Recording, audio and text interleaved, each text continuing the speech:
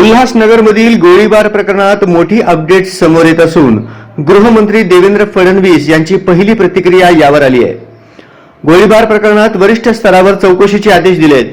याबाबत डीजींना आदेश देण्यात आल्याची माहिती फडणवीसांनी दिली आहे। फडणवीस हे बीड जिल्ह्याच्या दौऱ्यावर असून यावेळी पत्रकारांशी बोलताना त्यांनी ही माहिती दिली आहे। दरम्यान यावेळी बोलताना फडणवीस म्हणाले की कायद्यासमोर सगळे समान आहेत, कोण कुठल्या पक्षाचा आहे हे विचार न करता कायदेशीरच कारवाई केली जाईल।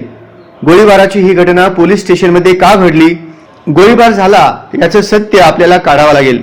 या संदर्भात वरिष्ठ स्तरावर चौकशीचे आदेश डीजींना दिले आहेत। या संदर्भात अत्यंत कडक कारवाई करण्यात येईल असं यावेळी फडणवीस म्हणाले। काय आहे नेमकं प्रकरण आपण पाहूया। मागील 3 दिवसांपासून एका 50 गुंठे जमिनीवरून वाद सुरू होता। दरम्यान शुक्रवारी हे प्रकरण थेट पोलीस ठाण्यात पोहोचले।